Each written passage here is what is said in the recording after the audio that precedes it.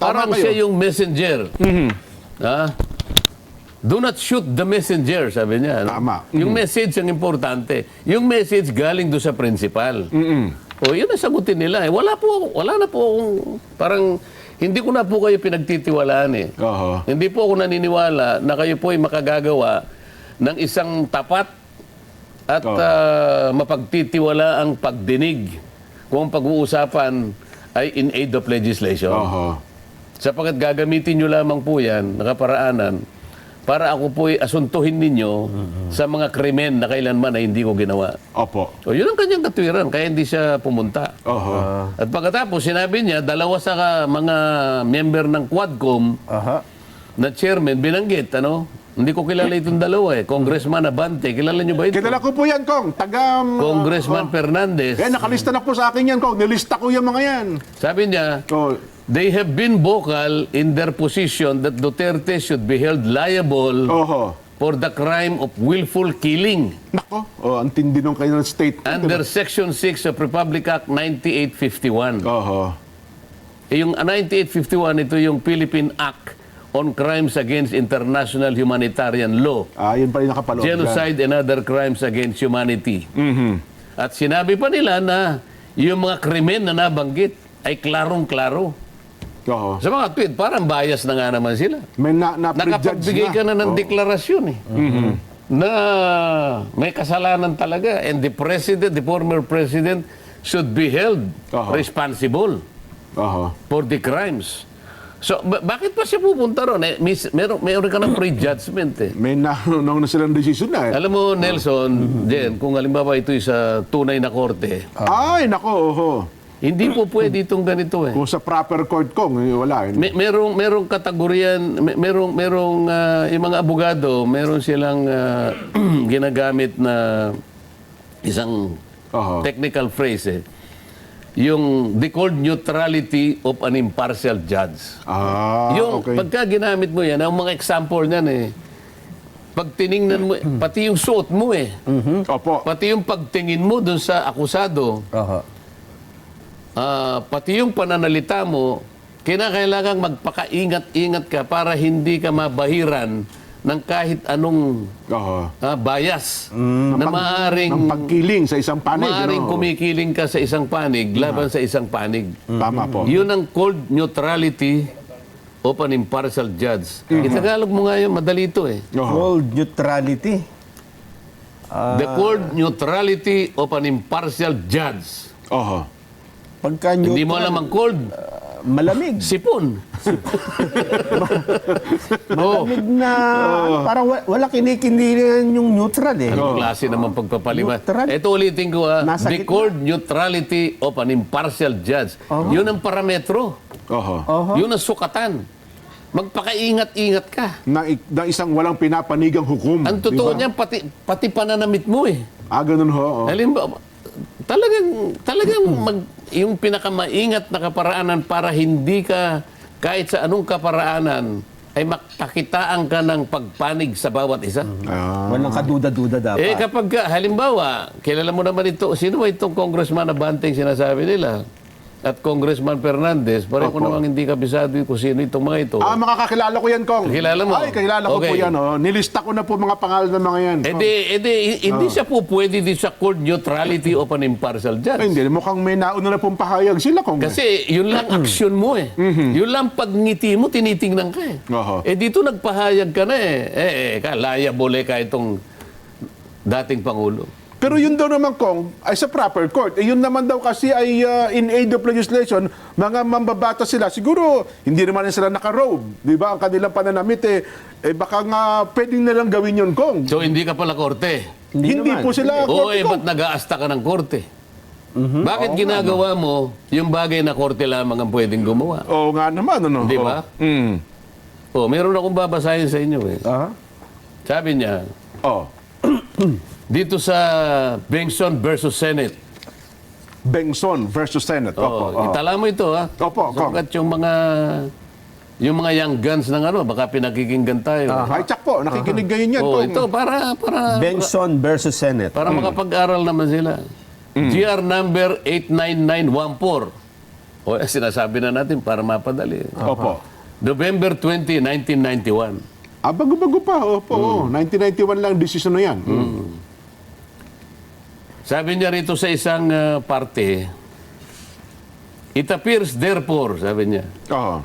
that the contemplated inquiry by respondent committee is not really in aid of legislation Okay. because Oo. it is not related to a purpose within the jurisdiction of Congress. Makikita mo, ha? Oho. Ang sinasabi rito ay hindi pala talagang in aid of legislation sapagkat ang hindi kanya kaugnay Opo. sa purpose within the jurisdiction of Congress. Bakit? Oho. Since the aim of the investigation is to find out whether or not the relatives of the President or Mr. Ricardo Lopa had violated Section 5 RA number 3019. Ito yung anti-graft. Yun talagang layunin ng naging Sa mga pagdinig tweet, kong. ang Oho. layunin ay para imbestigahan lang, para malaman kung yung mga relatives ng Presidente ay nakapag-violate nung batas na kung tawagin ay Republic Act 3019. Oho. Ano ang dapat kapag gano'n na nangyari? Aha.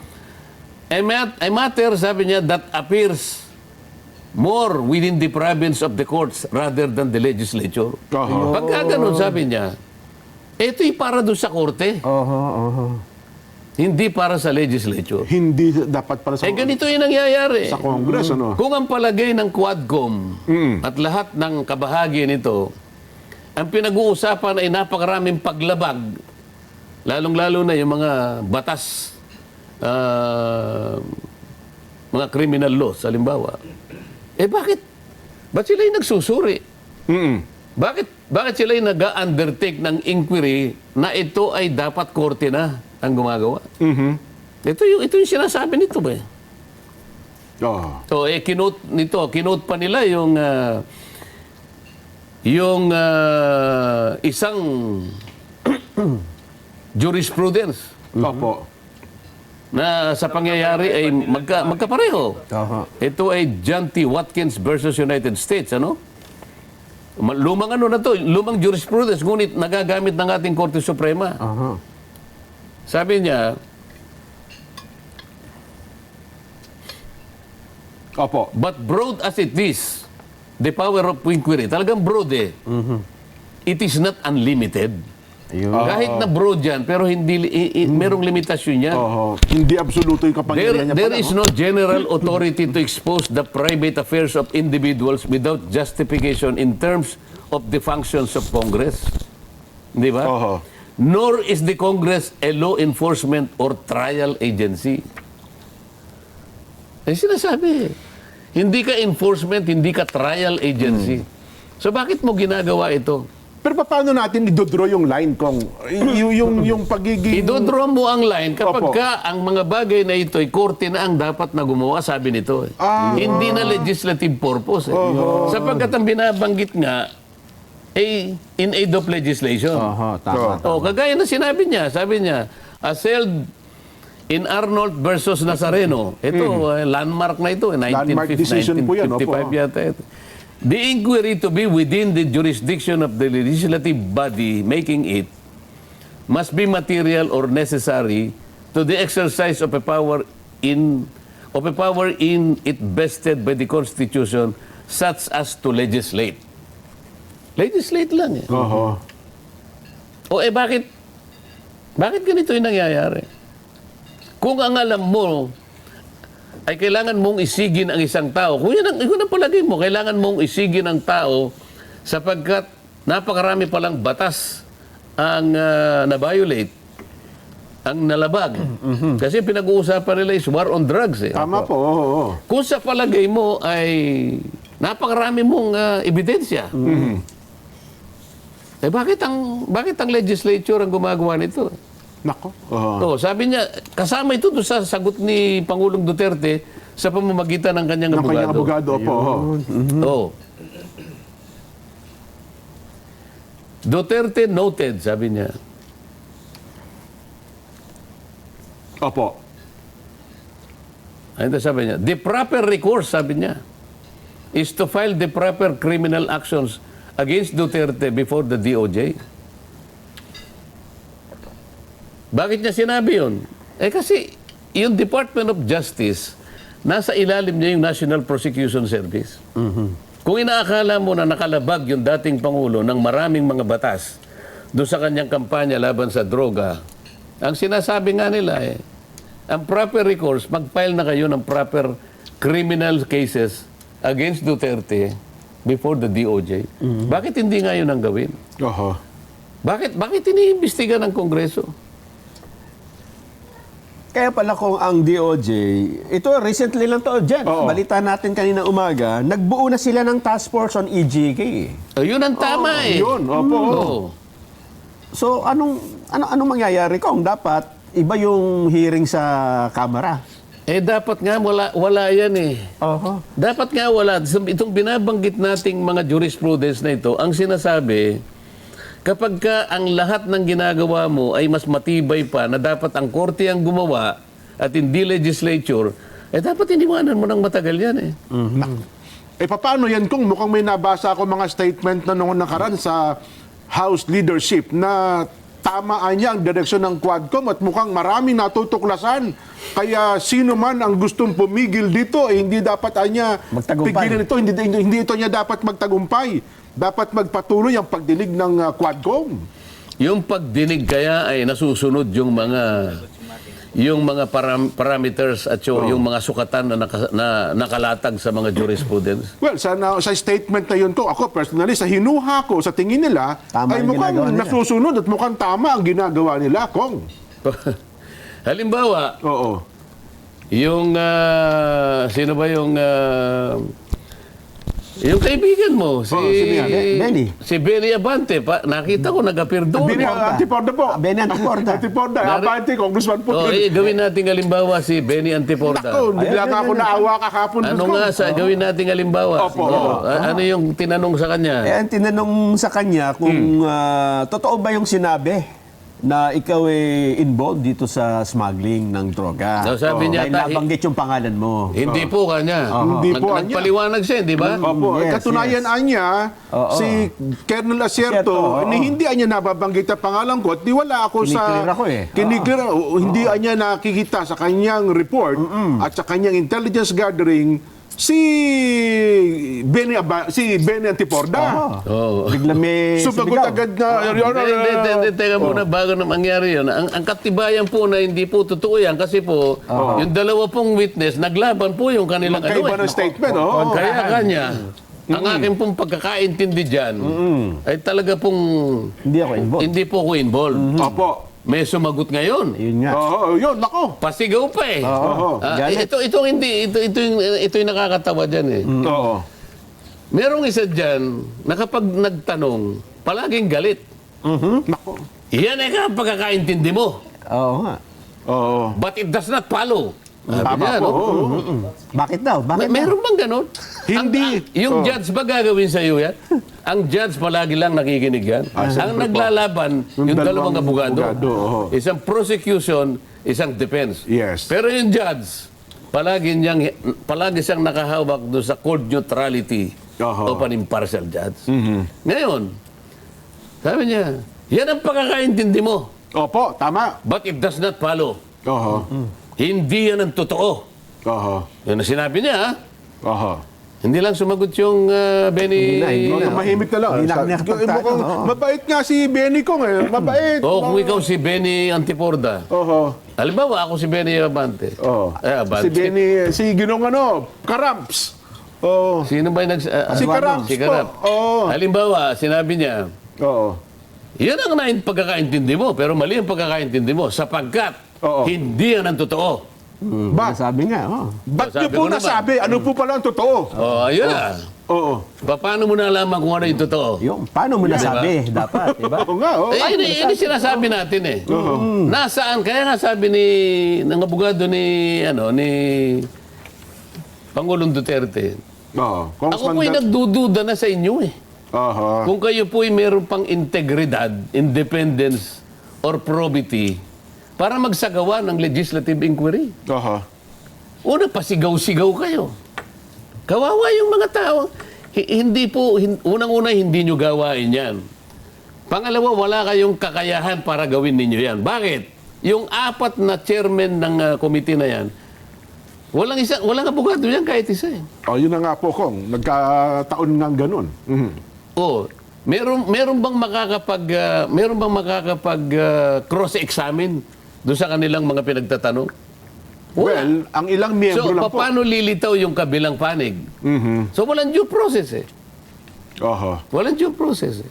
Kasi nga naman kung layunin talaga doon, gumawa in aid of legislation kasi kung due process ang hinahanap natin doon, di dapat sa proper court na natin dinidinig ito, di ba? Yun na nga yung sinasabi natin.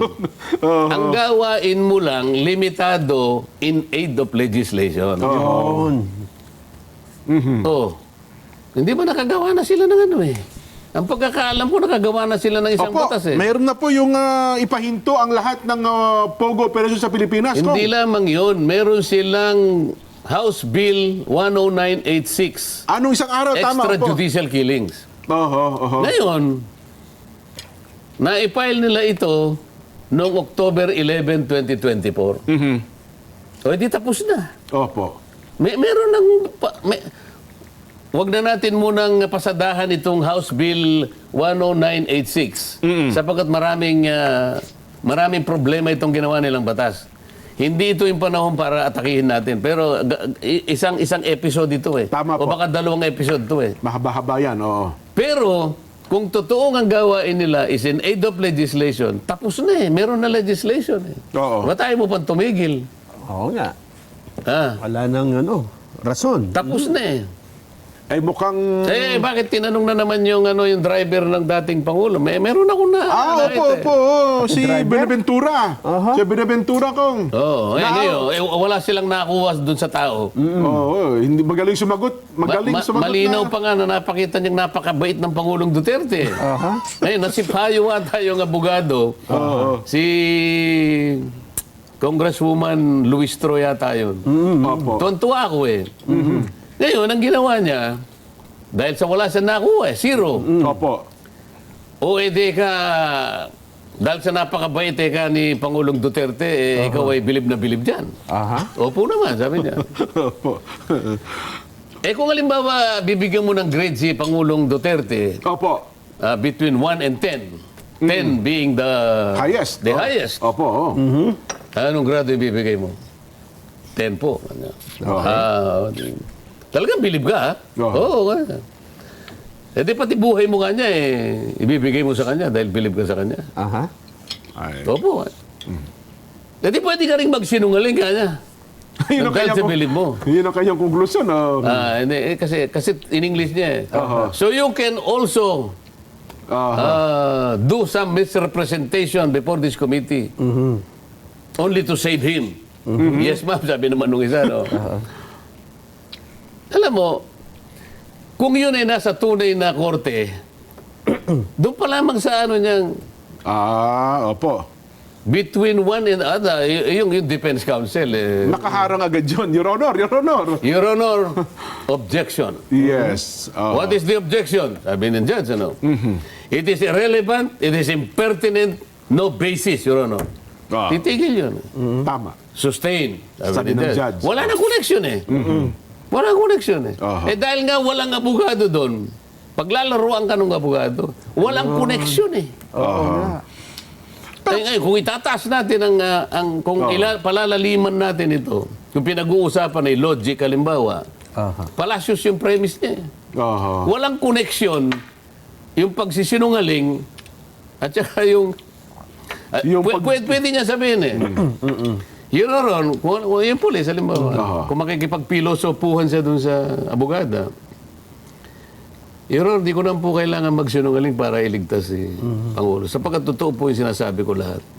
Ngayon, kung halimbawa po, may humahanap sa kanya, halimbawa, alam ko, babarilin siya, alam ko kung nasaan siya, magsisinungaling po ako talaga.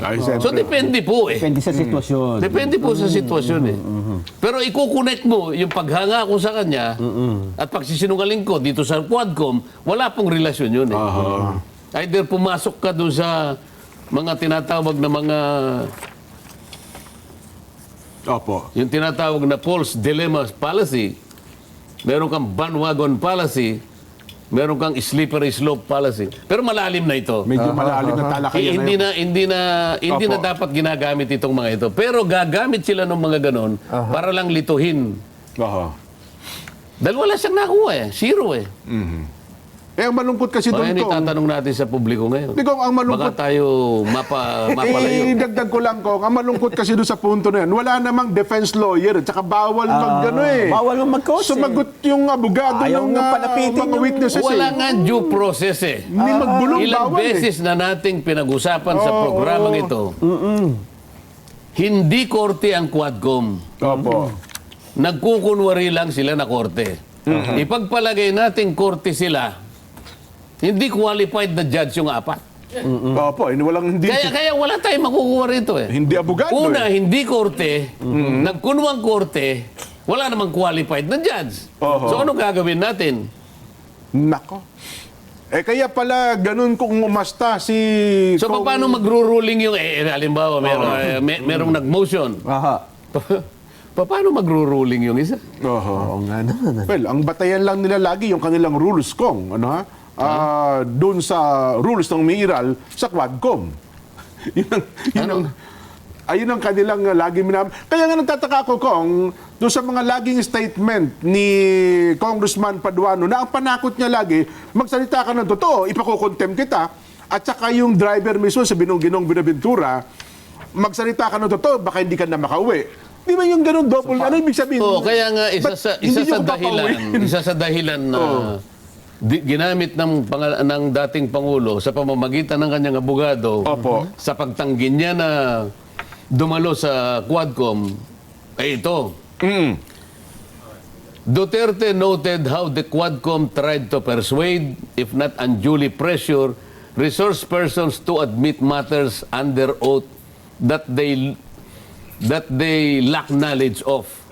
Ibig sabihin, kahit wala silang kakalaman doon. Opo. Merong undue pressure, sabi niya, kung hindi man pinipersuade, or Opo. worst, unduly induce them to say something not true. Ito yung subornation, di ba? Opo, subordination. Oho. That cast doubts on the Quadcom's integrity and impartiality. Totoo naman yun eh. Oho. Ba't kinakailangan magkaroon ng pilitan doon? Na kapag ka nagpaliwanag ka, hindi yan ang tama. Mali ang paliwanag May mo. kamukha nung tinanong. Oho. Yan ang pagkakaintindi mo. Nako. Ganun eh. Si Benny Antiporda naman, bigla na lang tumahimik. Tumahimik nga. Yan ang pagkakaintindi mo. Oo. Pero hindi yan ang totoo. Oho. Kung ako siguro yun. Ano po yung totoo, Your Honor? Ipaliwanag nyo sa... Paano mo nalaman na yan ang totoo? Oho. Yun lang, bias na bias ka na eh. Oho. Hindi kailanman mangyayari sa korte yun. Pero- Sapagkat merong due process sa korte. Ang ako nga- Dito, hindi ka man lang makasagot eh. Ang Kapag tanong- ikaw ay sumagot Nako. at tinamaan ang kanilang, Ang kanyang ere. ha? Oho. Kukulong kita. Oho. Meron bang ganito?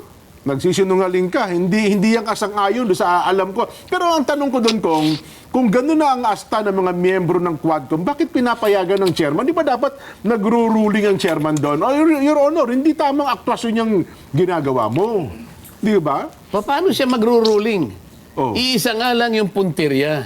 Iisa yung direksyon. Iisa yung script. Oho. Alam nga naman maglaban-laban yung apat na yun.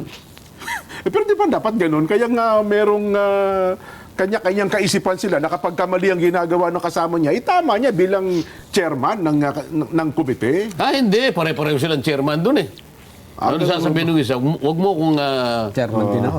pare-pareho lang tayong chairman dito. Vice chairman. Ay, di ba ganun kung minsan nagkakaaway-away Oo nga sila? po, nagsasagutan din sila. Teka muna, ako muna kanya eh. O, di ba? Oho. Pero ang tanong dito ngayon, Kong, paano ito hindi Paano ko masabing- resolbahin? Paano ito resolbahin? Sinong pipigil sa kanila? Oo, na sana maitama yung kanilang direksyon. Well, hindi tayo tutol doon sa Hindi kanilang na dapat yung in-native legislation. dapat huminto na lang sila sapagkat Oo. may sinasabi pa yung ating binabanggit na Bengson versus Senate. Oo. At meron siyang kinote na jurisprudence sa bahagi ng ito, Barem Block versus United States, ano? 360 US 109. Alam din nila ito eh. Ang sinasabi rito ay ganito. Since Congress may only investigate into those areas in which it may potentially legislate or appropriate, ito yung premise niya.